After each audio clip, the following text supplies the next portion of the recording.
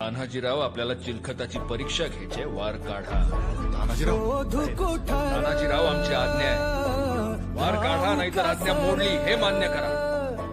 मीच स्वतःला पाहू कसर या मावळातून बनून तू कधीच गेला र माझ्या राजा रे, माझ्या शिवबार,